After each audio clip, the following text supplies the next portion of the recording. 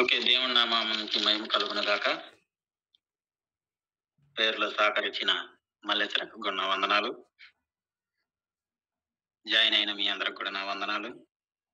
ఈరోజు మనం ధ్యానించుకోబోయేది మత్తయి సువార్త 21 అధ్యాయము. మొదటి నుంచి మనం చూసుకున్నట్లయితే ఈ 21 వచనంలో మనం చూసుకున్నట్లయితే ఆయన ఉపమానం రీతిగా కూడా మనకు చక్కగా నేర్పించినవి ఉన్నాయి. ప్రవక్తల ద్వారా నెరవేర్చబడిన విషయాలు కూడా దీంట్లో రాయబడి ఉన్నాయి. మనం ధ్యానించుకుందాం. మత్తయి సువార్త 21 అధ్యాయం మొదటి నుంచి మనం చూసుకున్నట్టయితే, తరువాత యెరూషలేమునకు సమీపించి ఒలీవల చెట్టు కొండ దగ్గర ఉన్న బెత్ఫగేకు వచ్చినప్పుడు యేసు తన శిష్యులలో ఇద్దరిని చూసి, మీ యొద్దనున్న గ్రామమునకు వెళ్ళుడి. వెళ్ళగానే కట్టబడి ఉన్న యొక్క గాడిదయు దానితోనున్న యొక్క గాడిద పిల్లయు మీకు కనబడును. వాటిని విప్పి నా యొద్దకు తోలుకొని రండి. ఎవడైనను మీతో ఏమైనను అనిన ఎడల అవి ప్రభువుకు కావలసి ఉన్నవని చెప్పవలెను. వెంటనే అతడు వాటిని తోలి పెట్టునని చెప్పి వారిని పంపెను. ప్రవక్తల వలన చెప్పబడినది నెరవేర్చున్నట్లు ఇది జరిగెను. అది ఏమనగా, ఇదిగో నీ రాజు సాత్వికుడై గాడిదను భారవాహకగా పశువు పిల్ల యొక్క చిన్న గాడిదను ఎక్కి నీ యొద్దకు వచ్చుచున్నాడని సీయోను కుమార్తెతో చెప్పబడెను. హల్లెలూయా. ఇక్కడ మనం చూసుకున్నట్లయితే ఎంతో చక్కగా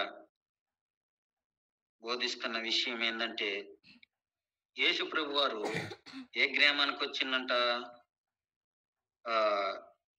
చదివి కొద్దిగా సహకరించండి నాకు. ఈ బెత్ఫగేకు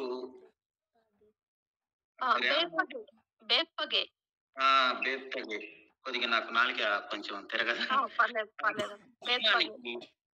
యేసు ప్రభు వారు వచ్చినప్పుడు ఆ గ్రామములో ఒక గాడిద పిల్లయు కట్టబడి ఉంటది. అవి నా కోసం మీరేం చేస్తారంటే పోయి కట్టబడి ఉంటాయి, ఇప్పుకొని తీసుకురండి. ఎవరైనాను ఇవి ఎందుకు తీసుకెళ్తున్నారు, ఎందుకు మీరు ఇప్పుకొని పోతారని అడిగిన ఎడల అవి ప్రభువుకి కావాల్సినవి అని అడగండి, చెప్పండి అన్నప్పుడు వీళ్ళు ఏ విధంగా అయితే పోయిరు, ఏ విధంగా అయితే ఇప్పుకొని వస్తున్నారో వాళ్ళు ఆ విధంగానే అడగటం జరుగుతుంది. అడిగిన వెంటనే ఈ ప్రభుకి కావాల్సినవి అన్నప్పుడు వాళ్ళు మారుమాట పలకకుండా ఏమైందంటే ఇప్పుకొని రావటం జరిగింది. ఎందుకంటే ఈ గాడిద పిల్ల కూడా కట్టబడి ఉన్నాయి. అంటే గాడిద పిల్ల కూడా, గాడిదనగా దీనత్వంకి సాదృశ్యము. అది బరువు మోయటానికి కూడా అది ఒక వాహనం. అదిగాక రాజులనగా గుర్రములను రథములను అన్ని వేసుకొని ఎక్కి వచ్చే రాజులు కానీ ఈ రాజు ఏ రాజు? మన ప్రభువైన రాజు దీనత్వానికి సాత్వికానికి సాదృశ్యం. మనం నెక్స్ట్ టైం ఈ కూడా అప్పుడు మనకు సాత్వికుడు, ఈ తెలియజేస్తాడు. రాజు అర్థమైందా లేదా? సాత్వికుడై అర్థమైంది. చూడండి. గాడిదెను ఫస్ట్ అందుకే భారవాహన ఇది ఇది అన్న చదువుతున్నప్పుడు వినాలి. అన్న ఎట్లా చదువుతుండు. పశువు పిల్ల అయిన ఆయన ఏం చిన్న చదువుతాడు. ఎట్లా గాడిదను చదువుతాడు ఆయన? ఎక్కి వినాలి నీ ఫస్ట్. యొద్దకు ఇది అన్న ఏమంటుండు. వచ్చుచున్నాడు, తరువాత సియోను యెరూషలేమునకు కుమార్తెతో అన్న చదువుతాడు. మనం ఇది చెప్పుడి. వినాలా. ఇది చెప్పినాను ఇది చదవద్దు మీరు. ఏదైనా అను తెలుగుగా. అర్థమైందా? అర్థం సహకరించండి చేసుకోవాలి. కొద్దిగా, ఇది 5 నుంచి చదవండి ఒకసారి. ఇదిగో నీ రాజు సాత్వికుడై గాడిదను ఇదిగో నీ రాజు ఇప్పుడు అక్క చదువుతుంది కదా. సాత్వికుడై అది మీరు అంటా గాడిదెను ఉన్నది అంట. భారవాహక పశువు అట్లా పిల్ల అయిన భారవాహక పశువు పిల్లనైన చిన్న గాడిదను ఎక్కి చిన్న గాడిదను ఎక్కి నీ యొద్దకు వచ్చుచున్నాడని నీ యొద్దకు వచ్చుచున్నాడని సియోను కుమారుతో చెప్పుడి సియోను కుమార్తెతో చెప్పుడి అన్నది. అన్నది. శిష్యులు వెళ్ళి యేసు తమకు ఆజ్ఞాపించిన ప్రకారము చేసి ఆ గాడిదను దాని పిల్లను తోలుకొని వచ్చి వాటి మీద తమ బట్టలు వేయగా ఆ బట్టల మీద కూర్చుండెను. ఆయన బట్టల మీద కూర్చుండెను. అయితే అది గాడిద మీద బట్టలు వేస్తే వాటి మీద కూర్చున్నాడు. అయితే యేసుప్రభు వారు రాజు అయ్యుండి ఆయన పరలోకము నుంచి దిగి వచ్చి ఉండి దేవాతి దేవుడు అయ్యుండి గుర్రములను కోరలేదు, రథములను కోరలేదు, కానీ దీనత్వము కలిగిన గాడిద పిల్లను కలిగిండు. అందుకే సాలెం రాజన్న పాస్టర్ గారు ఒక పాట రాసిండు, బాగా అద్భుతంగా అది ఉంది. ఎవరు కోరని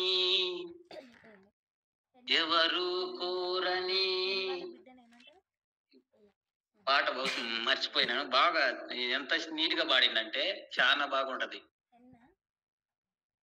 ఎవరు కోరని చిన్న గాడిద పిల్లను కోరుకుంటివయ్యా నీవు యేసయ్యా,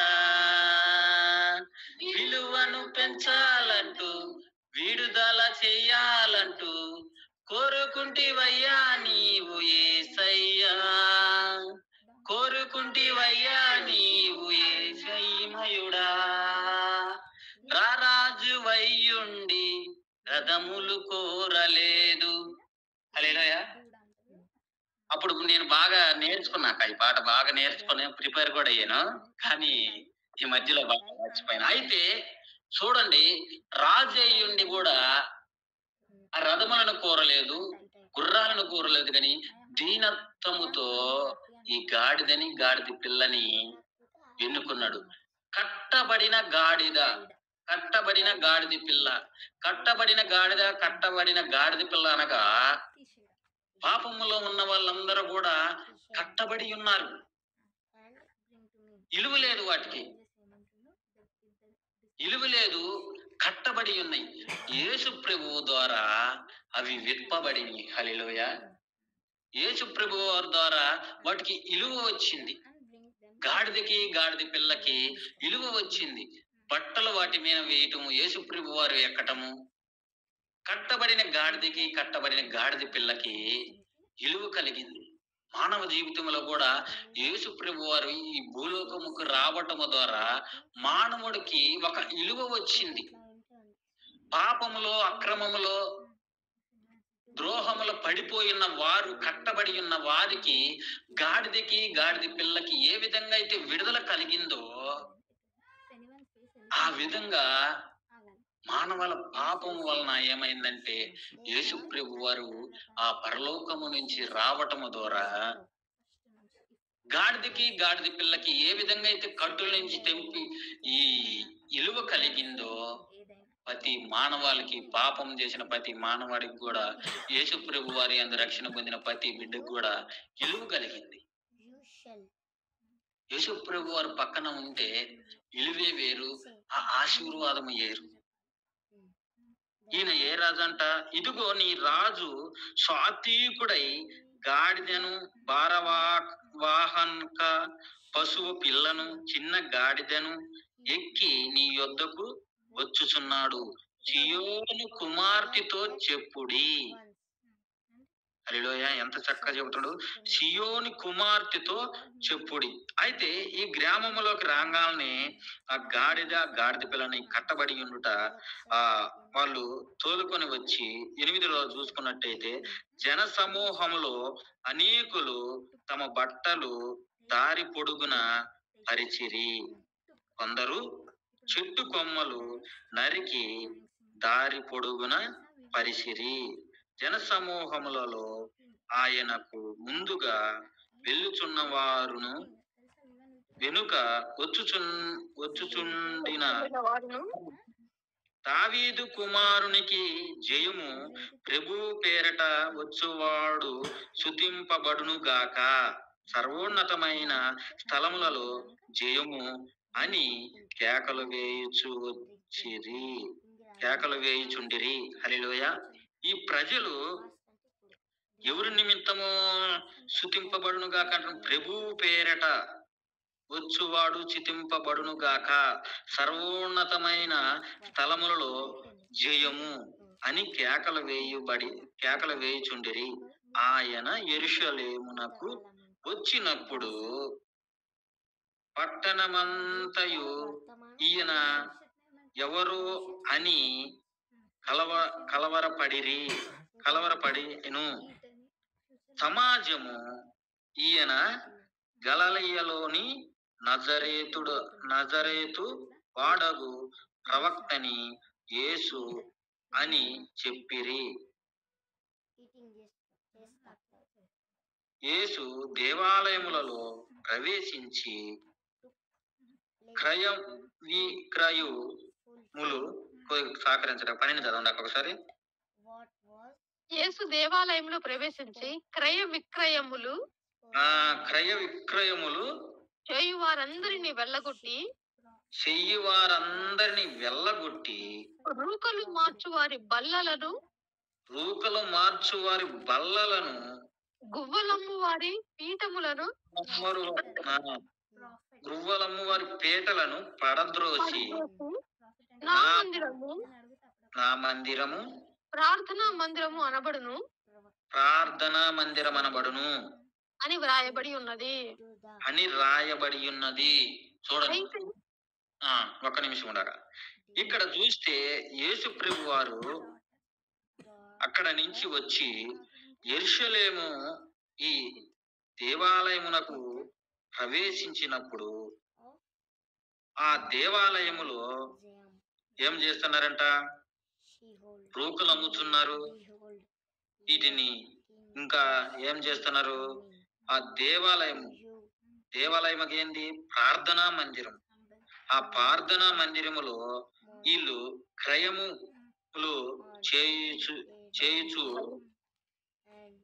రూకలు మారుచు వారు బల్లలు గ్రువ్వలను ఏమమ్ముతున్నారు? వ్యాపారం లాగా పెట్టి మందిరం అంతా కూడా వ్యాపారం గృహముగా చేసిండ్రు వాళ్ళు ఇష్ట ప్రకారంగా. అంటే ఇప్పుడు మనం చూసుకున్నట్లయితే ఆయన సేవ కూడా ఆ విధంగా చేస్తున్నారు. వ్యాపారంగా అయిపోయింది, ఒక వ్యాపారంగా కొనసాగిస్తామన్నారు. యేసు ప్రభు వారి దేవాలయములో ఏ విధంగా అయితే ఈ అన్ని కూడా పెట్టి అమ్ముతున్నారో, ఏ విధంగా అయితే వ్యాపారం మాదిరిగా చేస్తారో, ఈ రోజుల్లో సేవ కూడా వ్యాపారం మాదిరిగా అయిపోయింది. చూడండి, ధనము ఎంత కాడకైన మనిషిని తీసుకెళ్తా ఉంటది. కొద్దిగా చిన్న సేవకులు కొద్దిగా ప్రార్థన చేయంగానే, స్వస్థత పొందంగానే ఏమైతుందంటే కొంత స్వస్థత పొందంగానే ఇంకా వ్యాపారం, డబ్బు, ధనం, ఫోన్ పేలు ఈ యూట్యూబ్ లో పెట్టడం, స్కానర్లు ఫోన్ లో పెట్టడం, యూట్యూబ్ లో పెట్టడం. ఏంటంటే దేవుడు పని చేయాలి, దేవుడు పని చేయాలంటాం. చాలా మంది లేరు, కొంతమంది అట్లా తయారైపోయి ఉన్నారు. వ్యాపారము బిజినెస్ మ్యాన్ గా మారిపోయింది.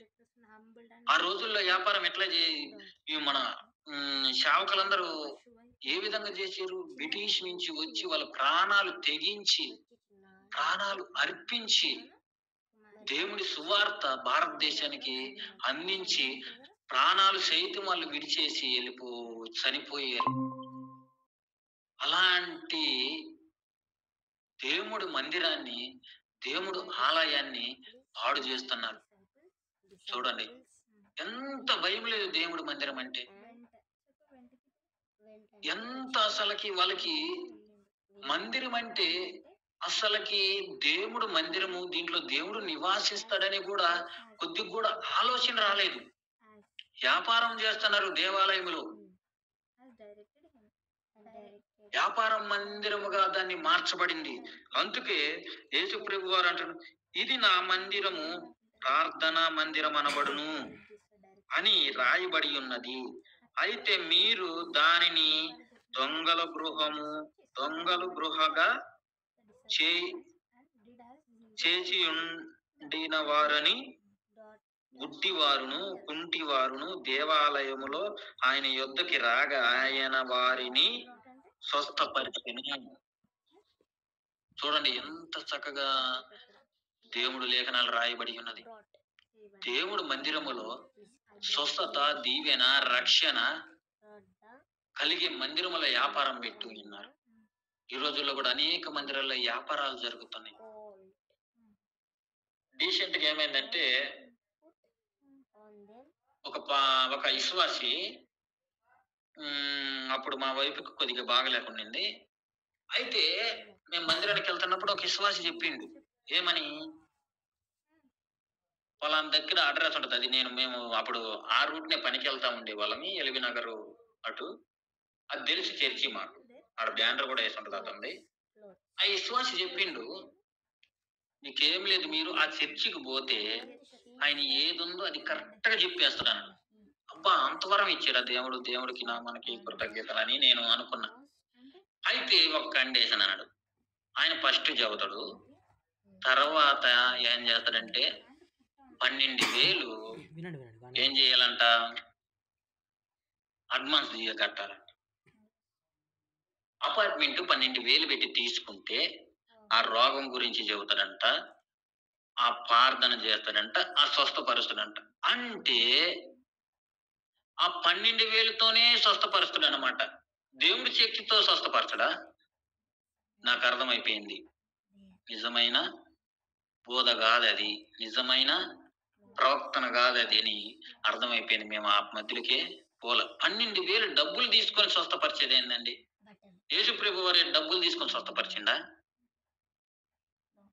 12,000 కట్టితే మీ రోగం నయమైపోతుంది, ఆయన కరెక్ట్ గా చెబుతారంట. కరెక్ట్ గా దేవుడు తప్ప ఎవరు చెప్పలేరు.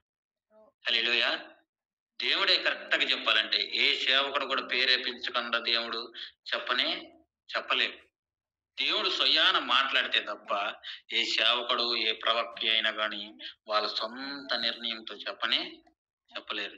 ఇప్పుడు చాలా మంది ఏమవుతారంటే, పేర్లు పెట్టడం ఒకటి నేర్చుకున్నారా కానీ దేవుడు ఖచ్చితంగా ఆయన మన హృదయమును పెట్టి మనం అడిగితే, ఇష్టంగా ఉండి నీతిగా నిజాయితీ ఉండి మనం అడిగితే దేవుడు ఏది మనకు అవసరమో డైరెక్ట్ మనతోనే మాట్లాడతారు. ఈ రోజుల్లో కొత్త నిబంధన బట్టి చాలా మందికి తెలియక పేరు పెట్టి పిలవంగానే రంగులు వేసుకొని, అబ్బా ఆ పేరు పెట్టి పిలవంగా ఏమన్నా అయిందా అంటే ఏమి లేదు. అప్పుడు మనమే వాళ్ళు ఇంకా ఉబ్బిపోతారు, అబ్బా నన్ను పేరు పెట్టి పిలిచిన పాత్ర పేరు పెట్టి పిలిచిందని. తర్వాత ఏముండదు, యథావిధి. చాలా మంది మోసపోతున్నారు, వ్యాపారం ఎక్కువైపోయింది. సేవకులు ఏ విధంగా తయారయ్యారంటే దొంగల గృహంగా మారుస్తున్నారు ఈ రోజుల్లో. ఎందుకంటే అపవాది గారు వాళ్ళని అట్లా ప్రేరేపిస్తుంది. యేసు ప్రభు మాత్రం ఏం చేసినట్టే, ఆ దేవాలయములో కుంటివారిని, గుడ్డివారిని ఏం చేసిందంట, స్వస్థపరిచి ఆయన యుద్ధకు రాగా ఆయన వారిని స్వస్థపరిచెను. కాగా ప్రధాన యాజకులు, శాస్త్రులు ఆయన చేసిన వింతలను, దావీదు కుమారునికి జయము అని దేవాలయములో కేకలు వేయుచున్నే వేయుచున్న చిన్న పిల్లలను చూచి కోపముతో, చూడండి, కోపముతో మండిపడి, వీరు ఏమి చేయుచున్నది విచారి వినుచున్నావా వినుచున్నారా? వినుచున్నావా? ఎవరికి అంటారు? ఈ శాస్త్రులు పరిచయులు ఎవరితో చెబుతారు? యేసు ప్రభుత్వం. యేసు ప్రభుతో చెబుతారు. యేసు ప్రభుకి తెలియదా? ఈ శాస్త్రుల పరిచయులు అంతా కూడా యేసు ప్రభు వారి మీద నిందెయ్యాలని, ఆయన ఎక్కడ పట్టుకోవాలని, ఎక్కడ ఛాన్స్ దొరికిద్దని ఆయనని ప్రతి క్షణము కూడా ఆయన శోధిస్తూనే ఉంటారు. మనం చూసుకున్నట్లయితే ఆ పాపాత్మురాలైన స్త్రీ ఏం చేస్తుంటది? వ్యభిచారం చేస్తూ వాళ్ళకి పట్టబడింది. కానీ ధర్మశాస్త్రం ప్రకారము, మోసే ధర్మశాస్త్రం ప్రకారము రాళ్లతో కొట్టి చంపబడాలి, రాళ్లతో కొట్టి చంపబడాలి. కానీ వీళ్ళకి హక్కు ఉంది. ఎందుకంటే మోసే ధర్మశాస్త్రం ప్రకారము కొట్టాలి, చంపాలి, ఆ నియమము అప్పుడు మోసే ధర్మశాస్త్రం ప్రకారం రాసి ఉంది. కాబట్టి వీళ్ళు ఏం చేయొచ్చు? రాళ్లతో కొట్టి చంపే చేయొచ్చు. కానీ వీళ్ళు యేసు ప్రభు వారి మీద నింద పెట్టడానికి, యేసు ప్రభు వారి మీద నింద పెట్టడానికి ఆయన కాడకి తీసుకొస్తారనమాట. ఈ పాపాత్మురాలైన స్త్రీని తీసుకొచ్చి ఏం చేస్తారంటే, తీసుకొచ్చి జ్ఞానవంతులు అనుకుంటారు. శాస్త్రులు పరిచయాలు కూడా చూడండి, మనం వాళ్ళని చూసుకుంటా పోతే వాళ్ళు ఏదో జ్ఞానంగా మాట్లాడాలనుకుంటారు. కానీ వాళ్ళ వల్ల ఏది కూడా కాదు. మళ్ళా తలదించుకొని పోవాల్సిందే, తప్పదు వాళ్ళకి. అది వాళ్ళకి తగింది. అది తలదించుకొని పోవటం, అది వాళ్ళు అడగటము, తలదించుకొని పోవాల్సింది జరుగుతూనే ఉంటది. అయితే యేసు ప్రభు కాడికి వచ్చి యేసు ప్రభుని, ఇదిగో ఈ పాపాత్మురాలైన స్త్రీ పాపం చేస్తూ పట్టబడింది, పాపం చేస్తూ పట్టబడింది కాబట్టి ఈ స్త్రీని రాళ్లతో కొట్టి చంపాలి, మాకు ఆ అధికారం ఉంది. కానీ నువ్వేమి చెబుతావో నీ కాడకి తీసుకొచ్చావు, ఇప్పుడు నువ్వు చెప్పని యేసు ప్రభు వారిని అడుగుతున్నాడు. అడుగుతా ఉంటే యేసు ప్రభు వారు నేల మీద ఏదో రాసుకుంటామన్నాడు. రాసుకుంటా ఉంటే వాళ్ళు ఇంకా మరీ ఎక్కువగా బలవంతం చేస్తున్నారు. చెప్పు చెప్పు చెప్పని యేసు ప్రభు రాసుకుంటూ ఆయన ఏం మాట అన్నాడంటే, మీలో పాపము చేయని వాడు మొదట ఆమె మీద రాయేయండి అన్నాడు. పాపం చేయని వాడు మొదట ఆమె మీద రాయేయమన్నప్పుడు ఈ సమాధానం యేసు ప్రభు కాడికి వచ్చిద్దని వీళ్ళు ఆలోచించుంటుంటారు. నాకు తెలిసి అస్సలు ఆలోచించుంటారు. అయితే చిన్నవారు మొదలుకొని పెద్దవారు వరకు ఏం చేశారంట? వెళ్ళిపోయారంట, ఒకరు. చూడండి, ఆయన దీనత్వము, ఆయన సాత్వికతనము అసలు ఎంత దీనత్వం అంటే, ఆమెను ఏమని పిలుస్తారు? అమ్మా, ఎవరికి మేము రాయలేదంట. అబ్బా, ఎంత దీనత్వము, ఎంత జాలి, ఎంత కనికరము. మనం ఎవరినైనా చూసిన మనకు పాపాత్మురాలైన స్త్రీని చూస్తే అబ్బా ఒళ్ళంతా పులకరిస్తుంటది. ఇంకెట చేస్తారంటే, ఆమెనా, వాడా, ఈడ అంటే తెలియకనే పాపం చేస్తారు. తెలిసి ఎవరు పాపం చేయరు కదా. ఇంకెట్లంటే మనుషులు మా నిందలు ఎట్లుంటాయి అంటే, వాళ్ళ సూటిపాటల మాటలు ఎట్టయి ఉంటాయంటే, నీకు తెలుసుగా దేవుడు ప్రేమ, నీకు తెలుసుగా దేవుడు త్యాగం, చెప్పొచ్చుకమ్మా పాపం చేయొద్దమ్మా, అది తగింది కాదు, లోక సంబంధమైనది, యేసు ప్రభువుని నమ్ముకో, ఆ పాపం పోతుందని అంత మంచి మాటలు చెబుతారా? చెప్పరు. క్రైస్తువులనే వారు నిందిస్తా ఉంటారు, దూషిస్తా ఉంటారు. కానీ యేసు ప్రభు వారు చూడండి ఎంత చక్కగా మాట్లాడతారు. అమ్మా, ఎవరు నీ మీద రాయలేదా? నేను కూడా నీ మీద నేను శిక్షించను, నిన్ను ఏమీ నేను చేయను, మళ్ళా నువ్వు పాపము చెయ్యకు అంటాడు. హల్లెలూయా. ఈ స్త్రీయే యేసు ప్రభు వారిని తెలివేసినప్పుడు ఆయన దగ్గర ఉంటది. హల్లెలూయా. ఎంత చక్కని దేవుడు అండి. సాత్వికుడై గాడిద వాహనము పశువు పిల్ల చిన్న గాడిదను ఎక్కి దీనత్వమునకు ఇదనక నీ యొద్దకు వచ్చి చున్నవాడని సియోను కుమార్తెతో చెప్పుడి. దీనత్వముతో దీనుడై వస్తున్నాడంట. యేసుప్రభు వారు చూడండి, ఎక్కడ కూడా ఆయన 33.5 సంవత్సరము కూడా ఎవరికి కూడా తీర్పు తీర్చలేదు. ఆయన అంటాడు, నేను తీర్పు తీర్చడానికి రాలే, పాపులను క్షమించడానికి వచ్చినాను. పాప మార్గమును వాళ్ళు విడిచిపెట్టి నీతి మార్గంలోనికి వాళ్ళకి చేరటానికి నేను వచ్చిన అంటాడు. ఎప్పుడు కూడా తీర్పు తీర్చలేదు. ఎందుకంటే దేవుడు తీర్పు తీర్చడానికి రాలేదు గాని పాపము నుంచి విమోచన కలగజేయటానికి వచ్చి, ఈ గాడిద పిల్లను కూడా కట్టబడి ఉన్న దానిని ఇప్పి యేసుప్రభు వారు వాహనముగా చేర్చుకొని ఆయనని ఏం చేసింది, వాటికి ధన్యత వచ్చింది. గాడిద పిల్లకి. గాడిది ఎంత తెలివి కలదంటే చూస్తే ఆ ఒక పాస్టర్ ఉన్నాడంట. అయితే ఆయనకి పోలీసు డ్యూటీ ఉంది. అయితే దొంగలు ఉన్నారంట, ఒక ఊర్లో దొంగలు పడతా ఉన్నారంట. ఆ దొంగలు పడతా ఉన్నారంటే ఎంతమంది పోలీసులు కూడా ఏం చేస్తారంటే కనుక్కోలేకపోతారంట. ఈ పోలీసులు కనుక్కోలేకపోతారు, వాళ్ళు ఊరంతా కూడా దొంగలిస్తా ఉన్నారు అనమాట. ఈ దొంగలు ఏం చేస్తారు, గాడిద మీద వస్తున్నారు, ఆ గాడిదల మీద వస్తున్నారు, ఆ దొంగతనం చేస్తున్నారు, పోతున్నారు. గాడిదలను విడిచిపెట్టి గాడిదల మీద వస్తారు, దొంగతనం చేస్తారు, అంతరం పోతారు. అయితే వీళ్ళు ఆ గ్రామస్తులు ఎన్నిసార్లు కేసులు పెట్టినా పోలీసులు వల్ల ఏమి కాలేదంట. అయితే ఆ ఊరికి ఒక ఎస్ఐ కొత్తగా వచ్చిందంట. ఆయన ఆ దేవుణ్ణి నమ్ముకున్నాడంట, విశ్వాస అంట.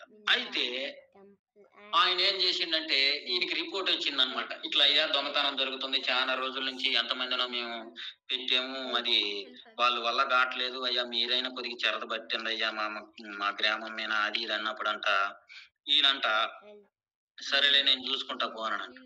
అదే విధంగా ఒక రోజు వచ్చి ఆ దొంగతనం చేసిపోయారంట. అయ్యా ఇయ్యాలు కూడా వచ్చారని మళ్ళా చెప్పినప్పుడు అంట వీళ్ళు ఏం చేశారంటే ఆ గాడిదని, పోలీసు ఏం చెప్పిందంటే ఆ గాడిదలనన్నీ జైలుకి తీసుకురమ్మన్నారంట. అరే మనుషుల్ని జైలు వేసేది చూసా కానీ ఈ గాడిదల్ని జైలు వేయటం ఏందరా అని ఆలోచించారంట. అయితే 3 రోజులు ఏం చేశారు, 3 రోజులు ఆ గాడిదల్ని జైల్లోనే ఉంచారంట.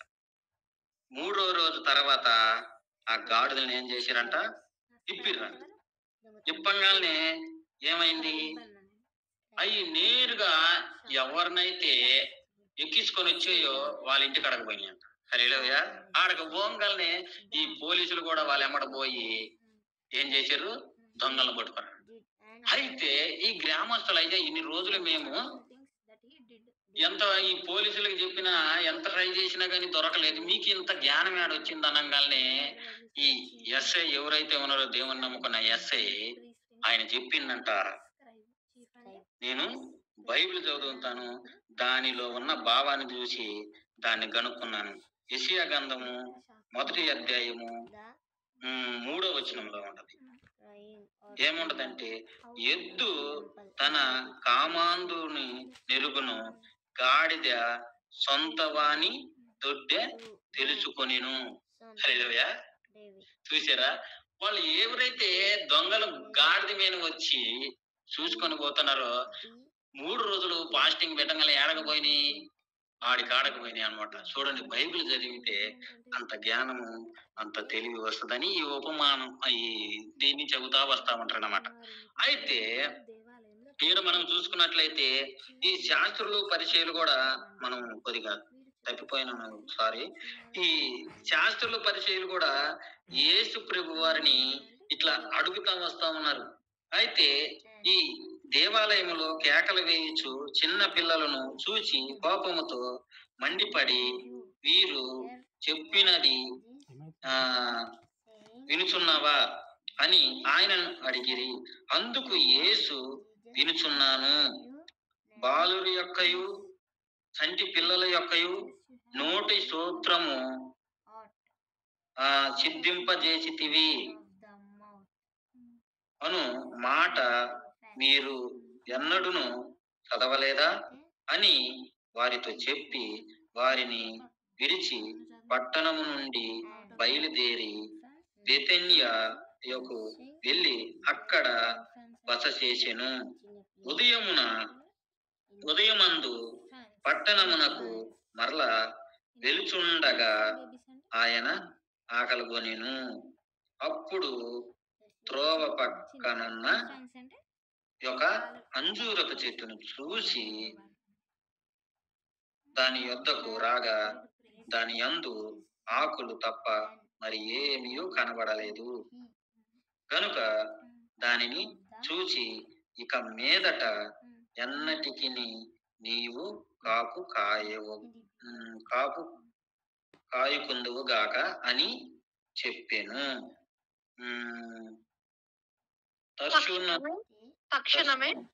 తక్షణమే ఆ అంజూరపు చెట్టు ఎండిపోయెను. శిష్యులను చూచి ఆశ్చర్యపడి అంజూరపు చెట్టు ఎంత త్వరగా ఎండిపోయినని చెప్పుకొనిరి. అందుకు యేసు, మీరు విశ్వాసము కలిగి సందేహింపకుండున్న ఎడల ఆ అంజూరపు చెట్టునకు జరిగిన దానిని చేయుట మాత్రమే కాదు, ఈ కొండను చూసి నీవు ఎత్తబడి సముద్రములో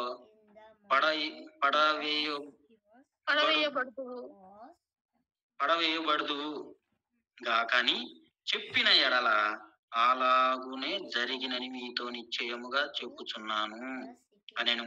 అయితే మరియు మీరు ప్రార్థన చేయనప్పుడు వేటిని అడుగుదురో అవి నమ్మిన ఎడల మీరు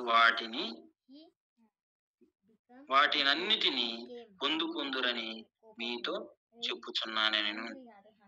చూస్తే మనం యేసు ప్రభు వారు ఏదైతే చెబుతాడో అది కరెక్ట్ గా కూడా జరిగింది, అది నెరవేరాలి. ఈ అంజూరపు చెట్టు సాదృశ్యం ఏమనగా ఆయన ఆకలి అంటే శరీరం ఆకలి గురించి ఎప్పుడు కూడా ఆయన చెప్పింది లేదు. ఆయన ఆకలి తీర్చుకుంది కూడా లేదు. సమరయ స్త్రీని మనం చూసుకున్నట్లయితే ఆ సమరయ స్త్రీతో అంత ముచ్చటించి అంత మాటలాడి అంతా చేసినాక శిష్యులు ఏరో గ్రామానికి వెళ్ళి వచ్చి, అయ్యా మీరు తినండి అన్నప్పుడు నేను మీకు తెలియని ఆహారం తిన్నానంటాడు. ఎవరితోటి? శిష్యులతోటి. మాకు తెలియని ఆహారం ఏడ తినడు, ఎవరు తెచ్చిపెట్టారు ఇంత లేకి, ఏం చేసాడు, ఎట్లా తినడో అని వాళ్ళు ఆలోచించారే గాని అది శరీరాహారం కాదు. ఎప్పుడైతే సమరయ స్త్రీలో పాపమంతా పోయి యేసు ప్రభు నిజమైన రక్షకుడు అని తెలుసుకుందో ఒక ఆత్మను రక్షించటం ద్వారా అది ఆహారం అయింది యేసు ప్రభు వారికి. హల్లెలూయా. అది ఆత్మీయమైన ఆహారం. ఈ చెట్టు ద్వారా కూడా చూసుకోవాల్సింది ఏంటంటే ఆయన ఆహారం అనగా ఆ చెట్టున పండు కోసుకొని తిన్నమని కాదు. ఈ శాస్త్రులు పరిచయులు కూడా ఆ విధంగా ఉన్నారు. ఏ విధంగా? పచ్చగా ఉంటారు గాని వాళ్ళకి మనసు మారదు. ఎన్నిసార్లు చెప్పినా గాని వాళ్ళ మనసు మారదని చెట్టు వలె ఎండిపోవుదురు. ఏ విధంగా అంట? చెట్టు వలె. చెట్టు ఏ విధంగా అయితే ఎండిపోయిందో ఆ విధంగా ఎండిపోతారు. ఆహారము వాళ్ళు పచ్చగా అగపడతారు కానీ ఆ విధంగా ఆయనని విశ్వాసం ఉంచిన వారు ఏమైతారంటే పచ్చని చెట్టు వలె ఉంటారు. విశ్వాసం ఉండాలి. విశ్వాసముతో మనం ఏది అడుగుతున్నామో అది మనము అడిగింది పొంది ఉన్నామని నమ్మాలి. ఎప్పుడైతే నమ్ముట వలన నమ్మువాడికి సమస్తము కూడా సాధ్యం. సామాన్యంగా ఊరకనే మనం ఏం చేస్తామంటే ఆందోళన చెందుతా ఉంటాం. ఆందోళన మనకి వస్తా ఉంటే దేవుడు చేస్తాడా చేయడా, చేసినాక దేవా నీకే వందనాలు నీకే స్తోత్రం అంటాము. చేయక తర్వాత మళ్ళా ఇంకొక సమస్య రంగాల్ని దాని గురించి చింతపడటం. తక్షణమే అంజూర చెట్టు ఎండిపోయింది. ఈ కొండను చూసి నీవు ఎత్తబడి సముద్రములో పడవేయుదువు గాని అని చెప్పిన ఎడల అలాగునే మీతో నిశ్చయముగా చెబుతున్నాను నేను.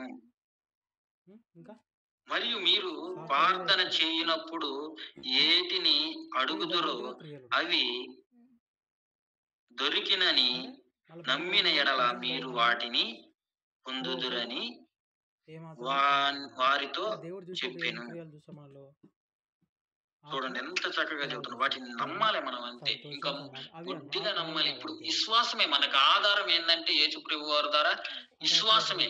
ఏదైనా గాని విశ్వాసమే. విశ్వాసం ఉంచితే మనము ఏదైనా కూడా పొందుకోగలుగుతాం. మనం చూసుకున్నట్లయితే 23లో ఆయన దేవాలయంలోనికి వచ్చి బోధించుచుండగా ప్రధాన యాజకులను ప్రజలు పెద్దలను ఆయన యొద్దకు వచ్చి, ఏ అధికారము వలన నీవు ఈ కార్యములు చేయుచున్నావు? ఈ అధికారము ఎవడు నీకు ఇచ్చెనని అడుగగా. చూడండి ఎంత వాళ్ళు ఎవడు నీకు ఇచ్చాడని అడుగుతున్నాడు. ఎవరిని? యేసు ప్రభు వారిని. ఏమడుగుతున్నారు? ఈ అధికారం ఎవరిచ్చారు నీకు అని అడగగా యేసు, నేను మిమ్మల్ని ఒక మాట అడిగేదను, అది మీరు నాతో చెప్పిన ఎడల నేను ఈ అధికారము వలన ఈ కార్యములు చేయుచున్నాను, అది మీతో చెప్పేదను. చూడండి యేసు ప్రభు వారు ఎంత చక్కగా చెప్తున్నాడు. నేను ఒక మాట అడుగుతా మిమ్మల్ని.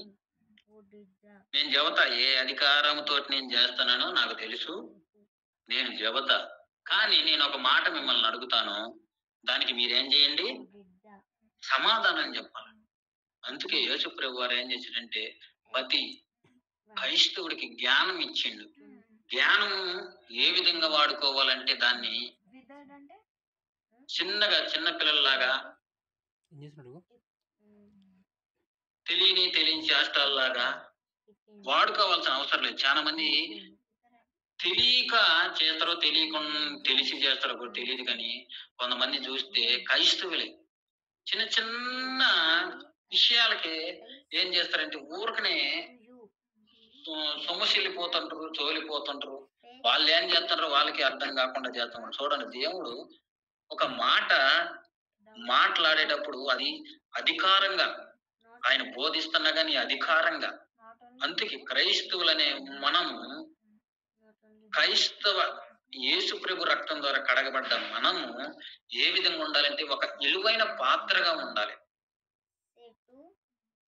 ఒక విలువైన పాత్రగా, ఆయన కుమారునిగా. మన యేసు ప్రభు వారు ఏవైతే పాటించిండో, ఏవైతే భూలోకంలో 33.5 సంవత్సరం చేసిండో అవి చేస్తూ క్రీస్తు మాదిరిగా పోలి మనం ఏం చేయాలంటే ఆయనకి ఇష్టకరంగా నడుస్తూ ఉంటే జ్ఞానము, సర్వ సంపదలు కూడా మనకి దేవుడు సహాయం చేస్తూ ఉంటారు. చాలా మంది చూడండి, ఆత్మహత్య చేసుకోవటానికి వాళ్ళకి జ్ఞానం లేక, తెలివి లేక. మనం ఏం చేయగలుగుతాం ఇంకా ఈ భూమి మీద? నేను ఇంత నష్టపోయానా, ఇంత కోల్పోయానా అని ఒక ఆందోళన తెచ్చుకోవటము. అదే యేసు ప్రభు వారికి నిందలు, సమస్యలు, ఆయన్ని పరిశోధించటం, ఆయన్ని శోధించటం అలాంటివి గాని మన మానవులకు వస్తే, యేసు ప్రభు వారు గాయపడి సిలువ మరణం మీద చనిపోయింది. కానీ మన వాళ్ళైతే ముందోడే గురేసుకొని చనిపోతారు. అలాంటి పిరికితనం క్రైస్తవులు ఉండొద్దు అసలు. అందుకే పిరికివారు దేవుడి రాజ్యానికి వారసులు కాదు. పిరికివారు దేవుడి రాజ్యానికి వారసులు కాదు. ప్రతి దానికి పిరికితనం, ప్రతి దానికి భయపడటం, ప్రతి దానికి ఆందోళన చెందటం, ప్రతి దానికి నేర్చబడిపోవటం క్రైస్తవులో ఉండవలసిన పద్ధతి కానే. చూసారా ఎంత క్రైస్తవం రాను దినాల్లో ఎంత దిగజారిపోతుందంటే అంత దిగజారిపోతుంది. ఆత్మహత్యలు ఎక్కువైపోతున్నాయి, ఆందోళనలు ఎక్కువైపోతున్నాయి, లోకంలో పడిపోటాలు ఎక్కువైపోతున్నాయి, యేసు ప్రభు వారిని ఇడిచిపెట్టడాలు ఎక్కువైపోతున్నాయి. ఎందుకంటే ఈ లోక ఆచరణ. అందుకే యేసు ప్రభు వారు అంటాడు, నేను మిమ్మల్ని ఒక మాట అడుగుతాను, దానికి మీరు చక్కగా సమాధానం చెప్పండి, అప్పుడు నేను మీరు అడిగిన దానికి నేను చెబుతా జవాబు. చదవండి, కింద చదవండి. 20 4 చదవండి. ఫేత్ రిలేటెడ్ ఫేత్ కంపేర్ చేస్తాం 25 చదువు.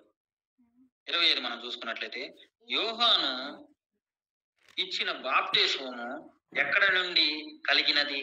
పరలోకము నుండి కలిగినదా, మనుషుల నుండి కలిగినదా అని వారిని అడిగెను.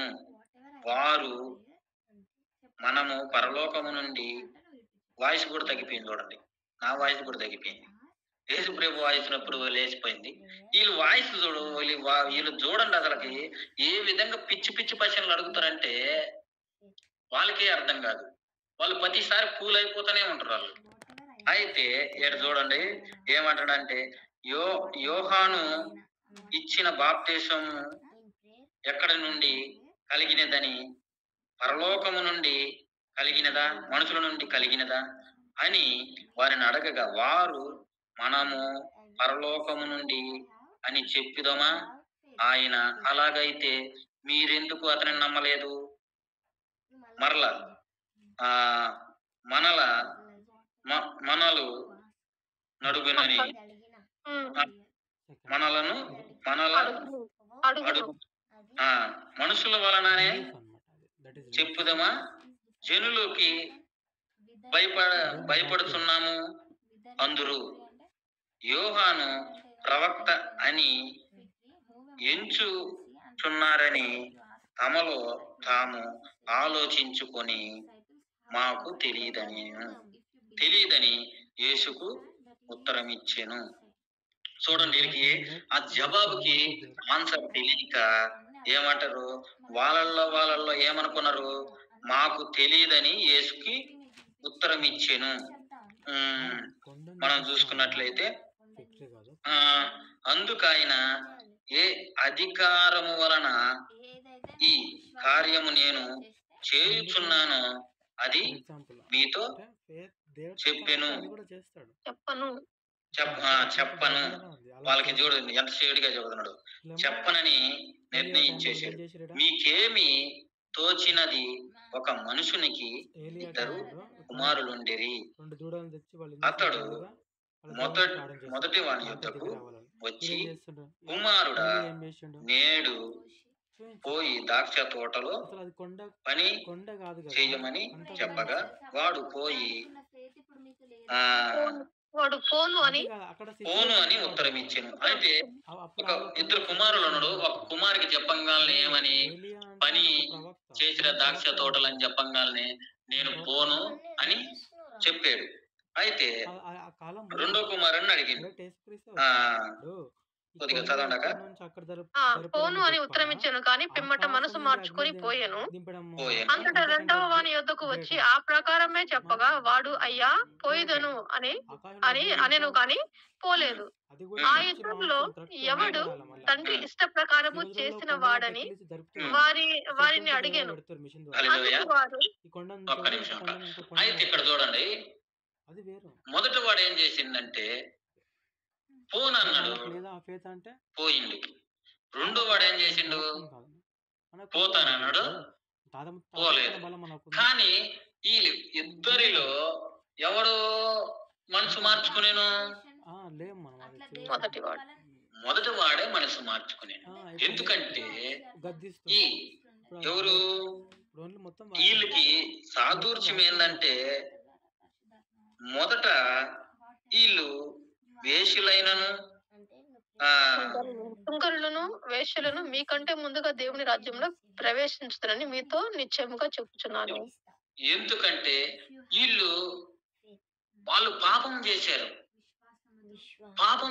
కానీ వాళ్ళు పశ్చాత్తాపడ్డారు, ఒప్పుకున్నారు, దేవుడు భయం కలిగినరు, ఆయన ప్రేమను తెలుసుకున్నారు, పాపము నుంచి విడుదల పొంది యేసు ప్రభు వారిని నిజమైన రక్షకుడుగా ఆయన ఒప్పుకున్నారు. కాబట్టి వాళ్ళైన పరలోక రాజ్యములో చేరతారు, కానీ మీరు మాత్రము చేరరు. ఎందుకంటే వీళ్ళు శాస్త్రులు, పరిచయులు అంటే ఏంటంటే, వీళ్ళు ఆ పరిచయులకు పరిచర్య చేసే వాళ్ళు. వీళ్ళు పరిచర్య శాస్త్రులనగా వాళ్ళకి బహుజ్ఞానం ఉంటది. వాళ్ళకి బహుజ్ఞానం ఉంటది. వీళ్ళేమో పండితులై ఉంటారు వీళ్ళు. కానీ వీళ్ళు చేరలేరు. ఎందుకంటే వాళ్ళ జ్ఞానమే వాళ్ళని ఆ పాపముల నుంచి ఒప్పుకోనీయకుండా చేస్తది. మేము జ్ఞానవంతులమి, మేము వాళ్ళు హెచ్చింపనమాట అది ఇంకా. దేవుణ్ణి అనేక మాటలు ఏం చేస్తా ఉంటారంటే ఆయన్ని శోధిస్తానే వస్తున్నారు. ఆయన మీద నిందలేయటానికే వస్తా ఉన్నారు. ఆయన్ని శోధిస్తూ అందుకే అంట ఏమంటుండు, వేశ్యలు మీకంటే ముందుగా దేవుడి రాజ్యంలో ప్రవేశించని మీతో నిశ్చయముగా చెప్పుచున్నాను నేను. వీళ్ళు పాపం చేసిన, వీళ్ళు మోసం చేసిన, ఎందుకంటే మనసు మార్చుకున్నారు. వీళ్ళు మనసు మార్చుకునే గుణం లేదు. ఆ ఇద్దరు కుమారుల ఉపమానం ఏమనగా మనసు మార్చుకోవటం. ఫస్ట్ వాడు పోనన్నాడు. పోనని కూడా ఏం చేసిందంటే మనసు మార్చుకొని పోయిండు. రెండో వాడు ఏం చేసిందంటే పోతానన్నాడు కానీ పోలేదు. ఈ విధంగా జనులు కూడా ఏమంటారంటే వాళ్ళు మనసు మార్చుకోలేమో ఉంటది కానీ మార్చుకోలేడు. నేను చేస్తాను అన్నవాడు ఎప్పుడు కూడా చేయలేడు. ముందు చూడండి, ఎప్పుడైనా కానీ నేను ఫలాంది చేస్తా, అట్ట చేస్తా, ఇట్లా చేస్తా, అది చేస్తా, ఇది చేస్తానని చెప్పుకునేవాడు ఎప్పుడు కూడా చేయడు.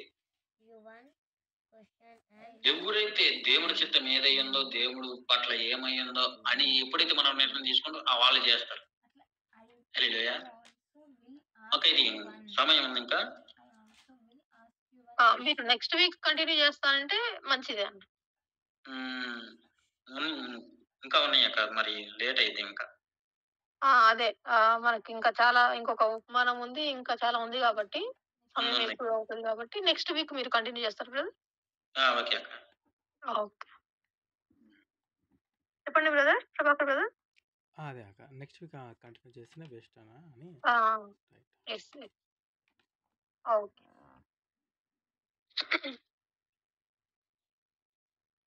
దేవుడు అయితే ఎప్పుడైతే పాపంలో పడి ఉన్న వాళ్ళు, అక్రమంలో పడి ఉన్న వాళ్ళని ఎప్పుడైతే పశ్చాత్తాపడతారో వాళ్ళ దేవుడి యుద్ధకి వెళ్ళటానికి తొందరగా అవకాశం ఉంటుంది అనమాట.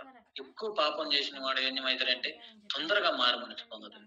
ఎవడైతే మనుషుల హృదయంలో నేనేం పాపం చేశా, నేనేం చేయలేదు అనుకున్నవాడు ఏం చేస్తారంటే లోకంలోనే పడతా ఉంటాడు. దేవుడి రాజ్యానికి దూరం అవుతాడు. మనం ఈ లోకంలో ఎంత సంపాదించి, ఎంత చేసి, ఏది చేసినా ఒక దినం వస్తుంది. ఆ దినమున పరలోక రాజ్యానికి వెళ్లాల్సిందే, నరకానికి. ఈ రెండు మార్గాలు తప్పనిసరి ప్రతి మానవుడికి కూడా ఈ రెండు మాత్రం సంభవిస్తాయి. హిందూ అని లేదు, ముస్లిం అని లేదు, బౌద్ధ అని లేదు. ప్రతి మతము ఈ మాత్రము తప్పదు. దేవుడు ఎంతో చక్కగా బోధించారు. ఈ రోజుల్లో కూడా ఈ బోధించాలి. యేసు ప్రభు వారు అయితే ఆయన 33.5 సంవత్సరం చేసి మనకు అందించిపోయిన వాక్యాన్ని కరెక్ట్ గా ప్రజలకు అందిస్తే వాళ్ళు నమ్మిన నమ్మకపోయినా ఒక రోజు వాళ్ళకి తెలిసింది. మనం చూసుకుంటాం కదా, ఈ ధనవంతుడిది లాజరు చూస్తే కంపల్సరీ ధనవంతుడికి తెలిసిపోయింది. సుఖించిండు, జీవించిండు, తిరిగిండు, బాగా సుఖించిండు. కానీ ఆడకు పోయినాక తెలిసింది అతనికి, అరే నేను ఆడ ఉన్నప్పుడు తెలుసుకోలేకపోయాను. లాజరు ఉన్నాడు కానీ నేను అతను లాగా లేకపోయినని తెలుసుకోలేకపోయి అక్కడ తెలుసుకొని ఏం చేస్తానంటే అబ్రహాం రొమ్మున ఆనుకున్న లాజర్ని ఒక బొటుకు నీళ్లు ఇచ్చి నాకు పంపి అయ్యా నేను దాహం తల్లాడుతానంటే అప్పుడు అంటాడు నీకు నాకు అగాధం అనేది ఉంటదా, ఏది అవుతుంది.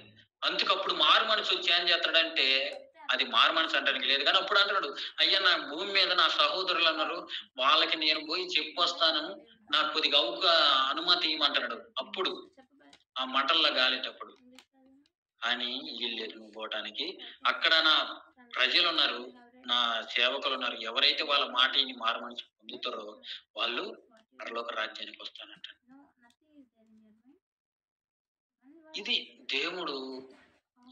దేవుడు మన కోసం ప్రాణం పెట్టడం కారణం కూడా ఇదే. పాపంలో పడిపోకుండా, అక్రమంలో పడిపోకుండా దేవుడు రాజ్యానికి మనల్ని చేర్చడానికి ఆయన ప్రేమించిండు, కరుణించిండు, జాలి పడ్డాడు.